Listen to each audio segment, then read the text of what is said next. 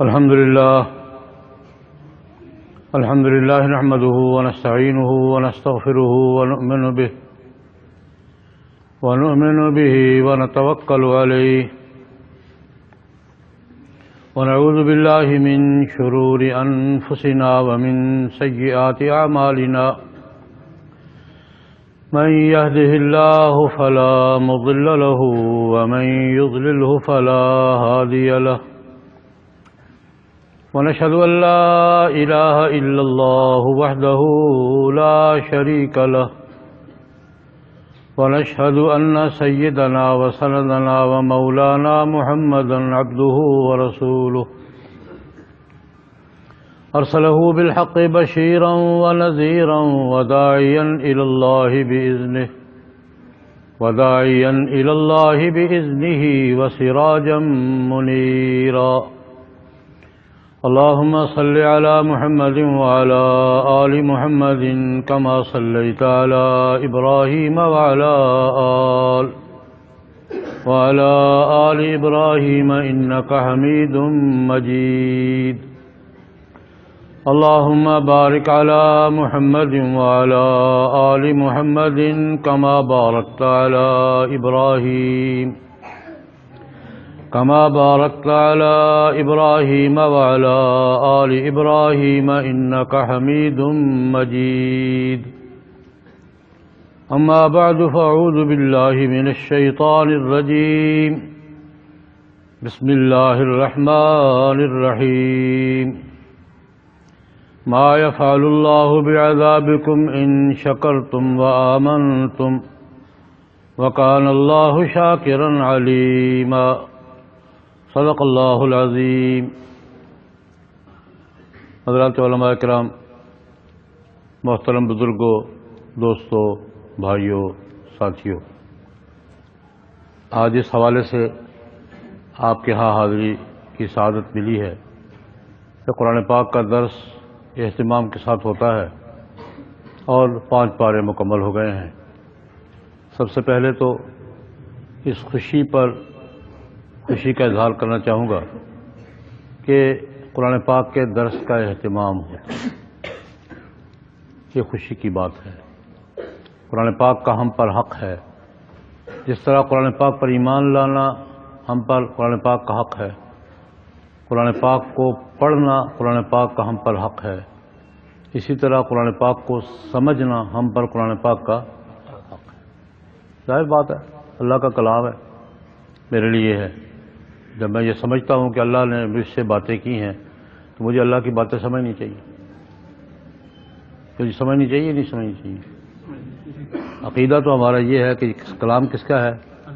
اللہ کا۔ کس کے لیے ہے؟ ہمارے لیے۔ اللہ ہم سے باتیں کرتا ہے تو اللہ کی باتیں سمجھنی چاہیے، حق ہے۔ پہلا کسی بھی کلام کا پہلا حق یہ ہوتا ہے کہ اس کو سمجھنا چاہیے۔ یہ قرآن پاک ہم پر حق ہے، لیکن ہمارا اللہ پاک ہم پر رحم فرمائے۔ اللہ پاک، پھر میں دعا کروں گا اللہ پاک ہم پر رحم فرمائے، ہم اس کی ضرورت محسوس نہیں کر رہے۔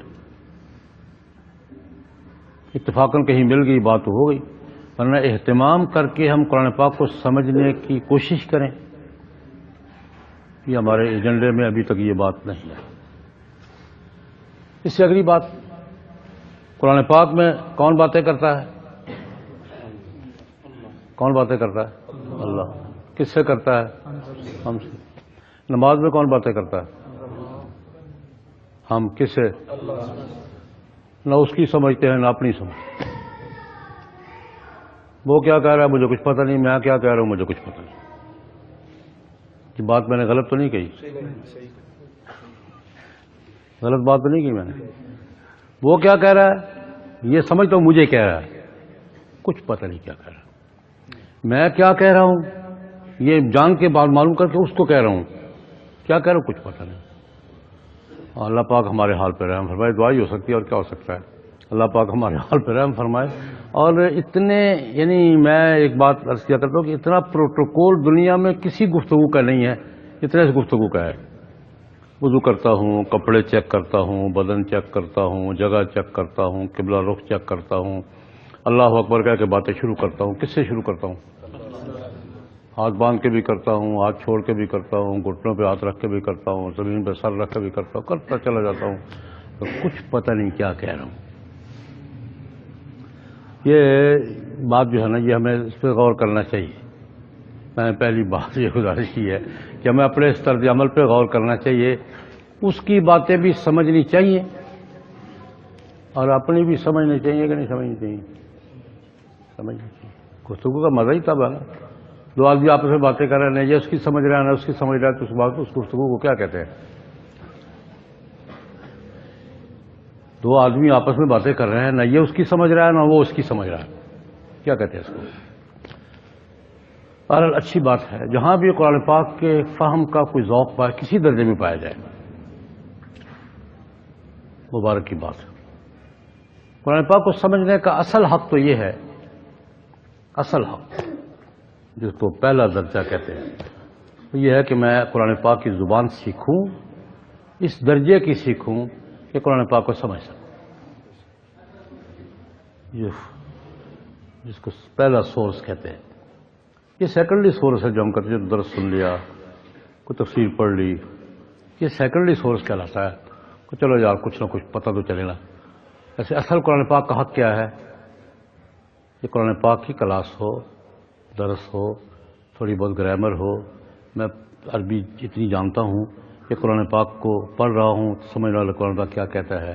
اصل حق تو قرآن پاک کا یہ ہے، لیکن چلو غنیمت ہے، یہ جو درس کے حلقے بہت ضروری ہیں، انتہائی ضروری ہے، تو آخری درجہ ہے، میں تو اس کو اضافہ الایمان کہا کرتا ہوں، آخری درجہ ہے کہ چلو درس میں ہی کچھ سمجھ میں آ جائے یار، کہ مولوی صاحب سے کوئی جملہ سمجھ لیں کہ قرآن پاک کی شاید کا مطلب کیا ہے۔ تو پہلی بات تو میں یہ عرض کرنا چاہوں گا کہ یہ خوشی کی بات ہے، اس کے ساتھ دوسری خوشی کی بات یہ ہے کہ درس دینے والے ہمارے فاضل دوست حضرت مولانا عبدالشکور حقانی ہیں، ماشاءاللہ صاحب علم ہیں، صاحب فضل ہیں، صاحب ذوق ہیں۔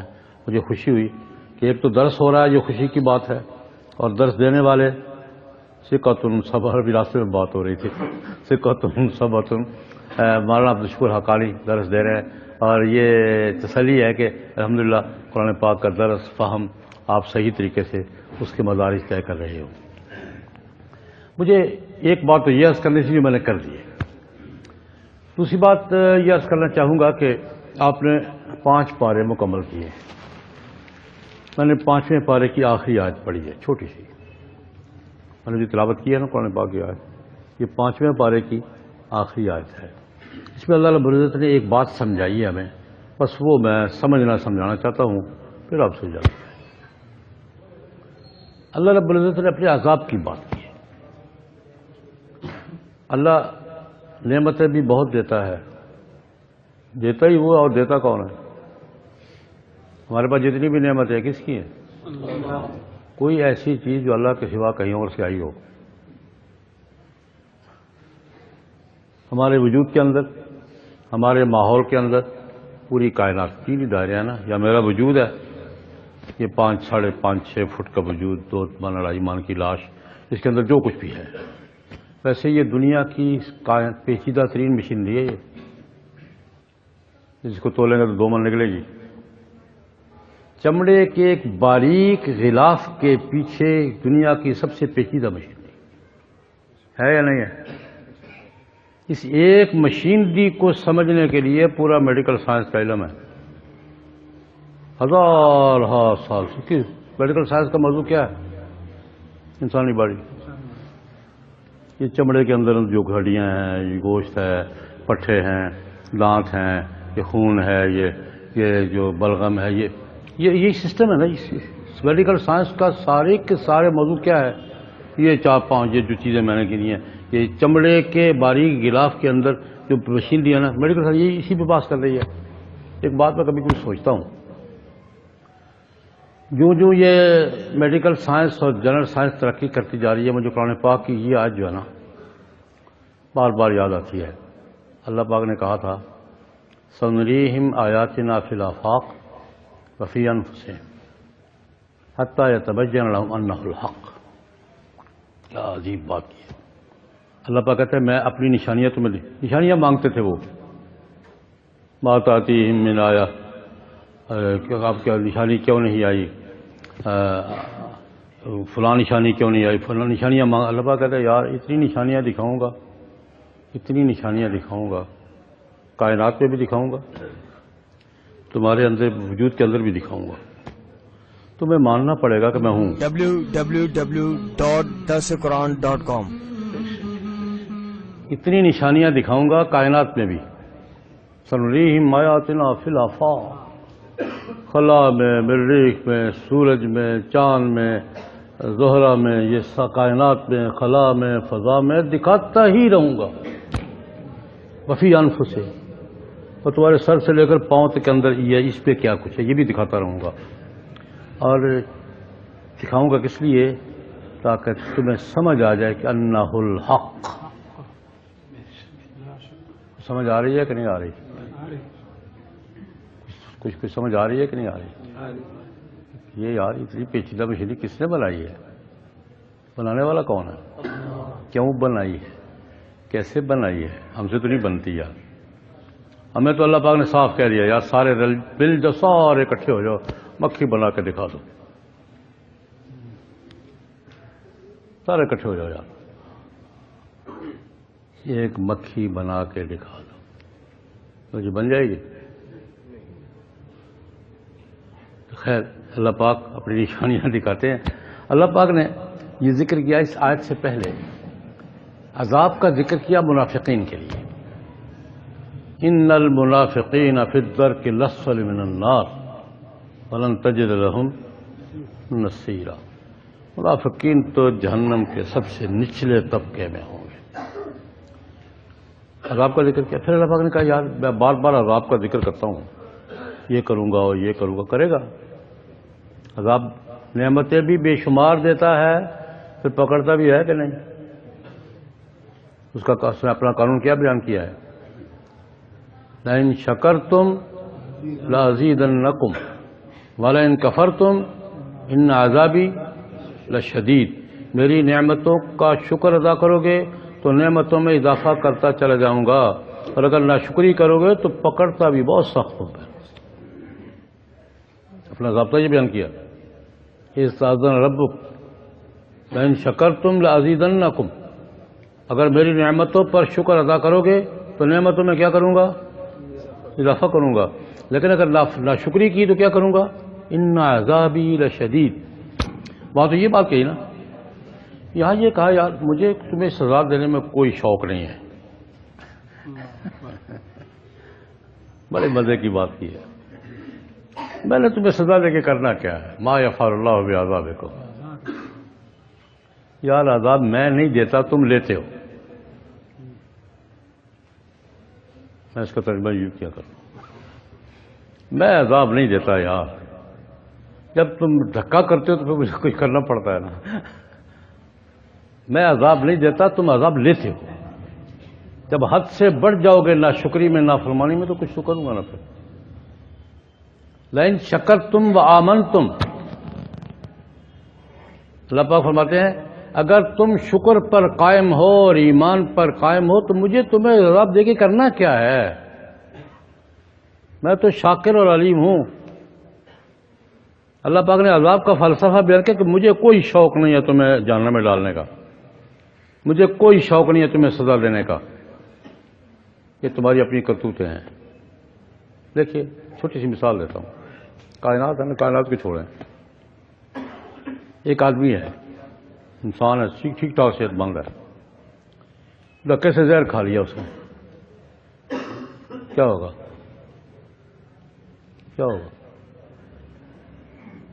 قصور کس کا ہے؟ زہر کھائے گا تو مرے گا، کیا کرے گا؟ زہر کھائے گا تو مرے گا نا، کیا کرے گا؟ آپ زہر کھا لیا، زہر بنانے والے نے بنایا کیوں ہے؟ تم نے کھایا کیوں ہے؟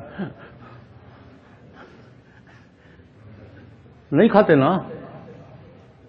یہ جو بیماریاں ہوتی ہیں نا، پڑھے لکھے دوست بیٹھے ہیں، کوئی بھی بیماری انسان کے جسم میں، کوئی بھی بیماری ہوتی ہے، کوئی بھی بیماری چھوٹی یا بڑی، آپ ڈاکٹر کے پاس چیک اپ کری جائے تھے، حکیم کے پاس نبض دکھانے چلے گئے، تو سب سے پہلے کیا دیکھے گا؟ یہ بیماری کیوں پیدا ہوئی ہے؟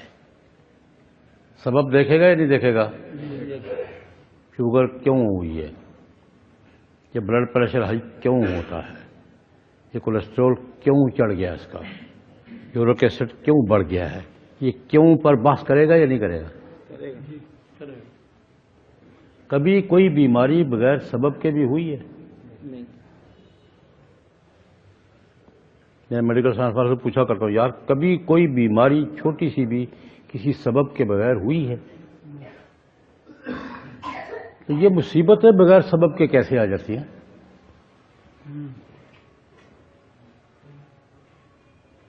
ایک جسم کے اندر کوئی نزلہ بھی بغیر سبب کے نہیں ہوتا، اس کے پیچھے بھی کوئی نہ کوئی سبب ہوتا ہے۔ وجہ تلاش کی جاتی ہے کہ تمہیں نزلہ کیوں ہوا ہے، اور پوری سوسائٹی میں جو طوفان اور مصیبتیں اور عذاب آتے ہیں یہ بغیر سبب کے آ جاتے ہیں۔ اللہ رب العزت نے یہ بات بھی کہی ہے پورے قاعدے کے ساتھ، ما اصابکم من مصیبت فبما کسبت ایدیکم یعفو عن کثیر۔ تمہیں جو تکلیف بھی آتی ہے، جو مصیبت بھی آتی ہے، جو پریشانی بھی آتی ہے، تمہاری اپنی کسی حرکت کی وجہ سے ہوتی ہے۔ بات سمجھ آ رہی کہ نہیں آ رہی؟ جس طرح ایک انسان کو جو بیماری بھی آتی ہے اس کی کسی کوتاہی کی وجہ سے ہوتی ہے، یہ بات تو سمجھ میں آتی ہے نا؟ جو بیماری بھی انسان کو جسم کی، جلد کی، دماغ کی کسی کمزوری، کسی کوتاہی کی وجہ سے ہوتی ہے نا۔ سوسائٹی میں بھی جو بھی عذاب کی اور شکلیں ہوتی ہیں وہ کسی نہ کسی حرکت کی وجہ سے، اللہ پاک نے پورا ضابطہ بیان کیا ہے۔ جو بھی تمہیں مصیبت آتی ہے، پریشانی آتی ہے، تمہاری کوئی نہ کوئی حرکت ہوتی ہے جس کی وجہ سے یہ آتی ہے۔ اپنی حرکتوں پہ غور کرو۔ تو خیر بات میں اور عرض کر رہا تھا، اللہ پاک کہتا ہے مجھے تمہیں عذاب دینے کا کوئی شوق نہیں ہے، تم نہ گند مند کھاؤ نا، گند بلا نہ کرو، میں نے کچھ ضرور تمہیں عذاب دینا۔ اور جناب نبی کریم صلی اللہ علیہ وسلم کی ایک دعا کا ذکر کرنا چاہوں گا عذاب کے حوالے سے، بڑی لمبی بات ہے، میں تفصیل میں نہیں جاتا۔ ایک تو یہ بات کہ اللہ رب العزت کہتے ہیں اپنی حرکتوں پہ غور کرو، میں تمہیں سزا دیتا ہوں تو تمہارے کسی جرم پر دیتا ہوں، کسی حرکت اکثر تو میں معافی کر دیا کرتا ہوں، کبھی کبھی پکڑتا ہوں۔ اپنی ہر عذاب کے پیچھے، سزا کے پیچھے، مصیبت کے پیچھے تلاش کرو کہ تمہاری کون سی حرکت اس کا سبب بنی ہے۔ اللہ پاک نے عمومی قانون سمجھایا میں۔ اور دوسری بات جناب نبی کریم صلی اللہ علیہ وسلم کے دو ارشاد گرامی عرض کرنا چاہوں گا، پھر دعا کریں۔ عذاب کے بارے میں سینکڑوں احادیث ہیں، ان میں سے دو۔ رسول اللہ صلی اللہ علیہ وسلم ایک حدیث میں فرماتے ہیں، طبرانی کی روایت ہے کہ میں نے اللہ رب العزت سے درخواست کی کہ یا اللہ پہلی امتوں پر بڑے بڑے عذاب آئے ہیں، عجیب عجیب عذاب آئے ہیں، یا اللہ میری امت پر پہلی امتوں جیسا عذاب پوری امت پر نہ آئے۔ پوری قوم غرق ہو گئی ہے، پوری قوم پہ پتھر برس گئے ہیں، پوری قوم ہوا میں اڑ گئی ہے، پوری قوم الٹا دی گئی ہے۔ پہلی قوموں کا عذاب یہ تھا، سارے ساتھ سوئے تھے، انسان تھے، صبح اٹھے بندروں خنزیروں کی شکل میں مست ہو گئے ہیں۔ یا اللہ میری امت پر بحیثیت امت پہلی امتوں جیسا عذاب نہ آئے۔ اللہ نے کہا ٹھیک ہے جناب، نہیں آئے۔ میں نے درخواست کی، اللہ پاک نے کیا کر لی؟ میں نے درخواست کی، حضور فرماتے میں نے درخواست کی یا اللہ میری امت ساری کی ساری اکٹھی گمراہ نہ ہو جائے۔ قومیں گمراہ ہو گئی، ساری کی ساری قوم تو گمراہ ہو گئی۔ میں نے درخواست یا اللہ ایسا نہ ہو، کوئی ایسا وقت نہ آئے کہ میری امت ساری کی ساری گمراہ ہو جائے۔ اللہ نے فرمایا ٹھیک ہے جناب، نہیں ہو بالا۔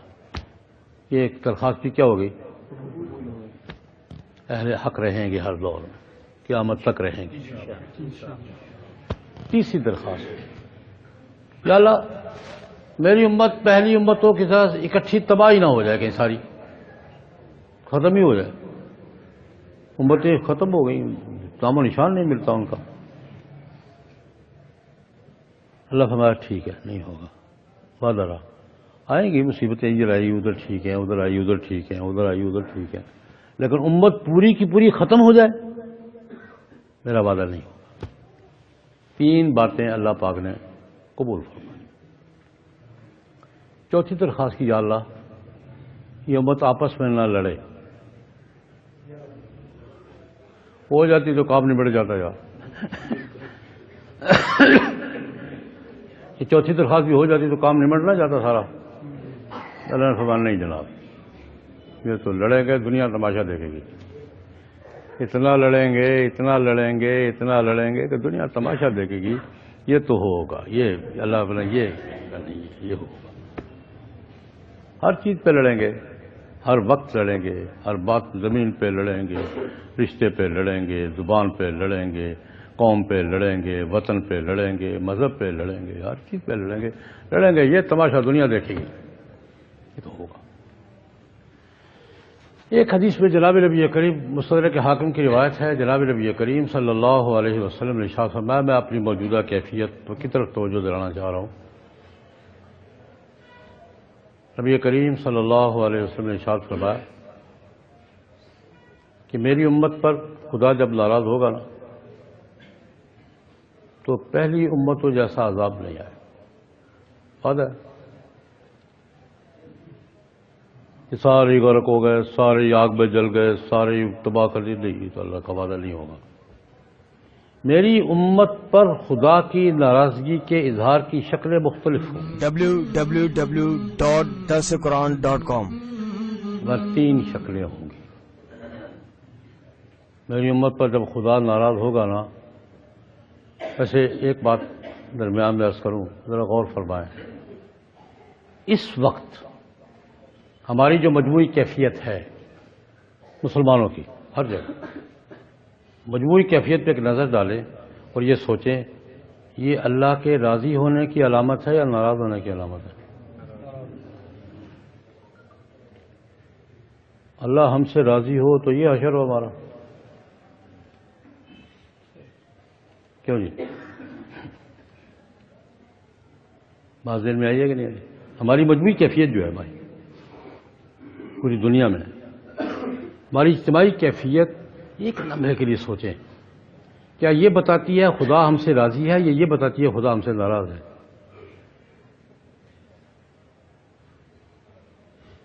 خدا ہم سے راضی ہو تو ہمارا یہ حال ہو جو ہو رہا ہے. ایک پرانی کہاوت ہے، تاریخ والے بیان کرتے ہیں، جس زمانے میں ایران کی اور جنگ تھی وہ پرانی فارس کی، حضرت عمر کے زمانے میں. ایک طرف سعد بن ابی وقاص رضی اللہ تعالیٰ عنہ اسلامی لشکر کی کمان کر رہے تھے، دوسری طرف رستم تھا. فارسی مجوسی فوجوں کا کمانڈر کون تھا؟ رستم. دنیا کا بڑا مانا پہلوان اور جرنیل ہے. اور ہماری سائیکالوجی یہ ہے کہ رستم نے شکست کھائی تھی، میدان جنگ میں نہیں بھاگتے ہوئے مارا گیا تھا مسلمانوں سے. فاتح کا نام بھی کسی کو پتہ نہیں. رستم ہمارا سمبل ہے، رستم لاہور، رستم گجرانوالہ، رستم پنجاب، رستم پاکستان، رستم زبان، یہ ہمارا سمبل ہے کہ نہیں ہے؟ اور فاتح کا کسی کو نام بھی پتہ ہے؟ جس نے رستم کو شکست دی تھی اس کا کسی کو نام پتہ ہے؟ میدان جنگ میں شکست کھائی تھی، شکست کھا کے بھاگا تھا، بھاگا وہ مارا گیا تھا. وہ ہمارا طاقت کا سمبل ہے. ہم کسی کو پہلوان بتاتے ہیں تو کیا ٹائٹل دیتے ہیں؟ فاتح کا نام کسی کو نہیں پتا، سعد بن ابی وقاص رضی اللہ عنہ. لیکن خیر، سعد بن ابی وقاص رضی اللہ عنہ آگے بڑھتے جا رہے ہیں، بڑھتے جا رہے ہیں، بڑھتے جا رہے ہیں. ان کے شہر ان کے ہاتھ سے نکلتے جا رہے ہیں. رستم کے ہاتھ سے یہ شہر بھی کیا، کل وہ شہر گیا، پرسوں وہ شہر گیا، پرسوں وہ شہر گیا. یا اللہ کیا مصیبت ہے. ایک دن اس نے کور کمانڈرز کی میٹنگ بلائی. جب تاریخ والے لکھتے ہیں کور کمانڈرز کی میٹنگ، یار کیا وجہ کیا ہے؟ یہ مسافر ہیں، باہر سے آئے ہیں، ہم یہاں کے لوگ ہیں، ہمارا علاقہ ہے، ہمارے شہر ہیں، ہر چیز ہماری سیٹ ہے. یہ بڑھتا ہم شکست کھاتے جا رہے ہیں. وجہ کور کمانڈر غور کرتے ہیں نا کہ وجہ کی کیوں شکست ہو رہی ہے. شکست نہیں، شکست پہ شکست ہو رہی ہے. غور کرتے کرتے کرتے کرتے کرتے کرتے ایک جملہ تاریخ والے رستم سے منسوب کرتے ہیں کہ رستم نے ساری بحث کرتے ہوئے اپنے کمانڈروں سے کہا یار اور کوئی وجہ سمجھ میں نہیں آ رہی، ایک ہی وجہ سمجھ میں آتی ہے کہ وہ مسلمانوں کے ساتھ ہو گیا ہے۔ کون؟ کیوں شاید لگتا ہے یار وہ ان کے ساتھ ہو گیا ہے، اس کے سوا کوئی وجہ سمجھ میں نہیں۔ یہ جملہ بیان کر کے میں ڈرتے ڈرتے غور و فکر کی دعوت دیا کرتا ہوں کہ ہمیں سوچنا چاہیے کہیں وہ پھر نیوٹرل تو نہیں ہو گیا۔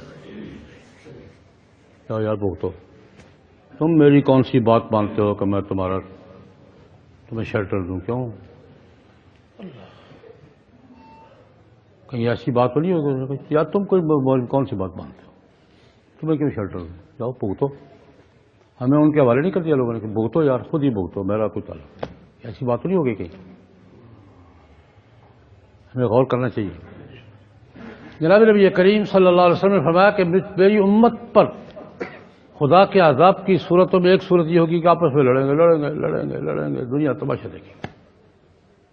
اور جب یہ کیفیت، جو بات میں کہنا چاہ رہا ہوں، یہ جب کیفیت ہوگی تو سمجھ لو خدا ہم سے ناراض ہے۔ یہ زمین کی، زبان کی، مذہب کی، ہر چیز کی لڑائی، ہر جگہ لڑائی، جب یہ کیفیت پیدا ہو جائے سمجھ لو کہ خدا ہم سے ناراض ہے۔ یہ عذاب کی صورت ہے۔ یہ دوسری، جناب نبی کریم صلی اللہ علیہ وسلم نے ارشاد فرمایا جب خدا میری امت سے ناراض ہوگا، سزا دے گا تو سزا پہلی امتوں جیسی نہیں ہوگی کہ بندروں اور خنزیروں کی شکل میں مسخ کر دے، یہ وعدہ ہے نہیں کرے گا۔ لیکن ہوگی کیا؟ سلط اللہ علیہم شرارہم، اللہ پاک چن چن کر شر والے لوگ امت پر مسلط کر دے گا۔ تشریح کی ضرورت تو نہیں ہے۔ قیادت اور حکمرانی شرفاء کے ہاتھ میں نہیں ہوگی۔ لفظ یہ ہے سلط اللہ علیہم شرارہم، انہی کے شر والے لوگ اللہ پاک انہی پر مسلط کر دے گا، یہ خدا کا عذاب ہوگا۔ یہ بھی کہیں دکھائی دے رہا نہیں دے رہا؟ اور تیسری شکل اس دونوں سے زیادہ خوفناک ہے، اما ثم يدعو خيارهم فلا يستجاب لهم، امت کے نیک لوگ دعائیں کریں گے، ان کی دعائیں بھی قبول نہیں۔ یہ آخری اسٹیج ہوتا ہے جب بابا کہتے جا یار میں کسی کی نہیں سنتا، چلتا ہوں۔ گھر کا بابا ناراض ہو جائے نا تو آخری اسٹیج کیا ہوتا ہے؟ دوڑ جاؤ یار میں نہیں سنتا کسی کی، جاؤ۔ میں یہ عرض کر رہا ہوں کہ آج میں جو بات نتیجے کے طور پہ کرنا چاہتا ہوں، ہمیں یہ احساس کرنا چاہیے، یہ احساس بیدار کرنا چاہیے۔ اللہ کہتا ہے مجھے تمہیں عذاب دینے کا کوئی شوق نہیں ہے، اگر تم شکر اور ایمان کے راستے پر چلو تو مجھے کوئی دلچسپی نہیں ہے کہ میں تمہیں سزا دوں، لیکن کیا ہم شکر اور ایمان کے راستے پر ہیں یا خدا کی ناراضگی کا شکار ہے؟ اس وقت بس یہ دعوت دوں گا اپنے آپ کو بھی، آپ کو بھی، 5ویں پارے کی اس آخری آیت کے مفہوم کے حوالے سے کہ مجھے اور آپ کو سب کو غور کرنا چاہیے اور اس سے نکلنے کی کوشش کرنی چاہیے۔ وہ کس کے ذریعے ہوگی؟ دو قرآن پاک خود ہی بتا دیے، ایمان اور شکر گزاری۔ اس کیفیت سے نکلنے کا راستہ بھی قرآن نے خود بتایا ہے،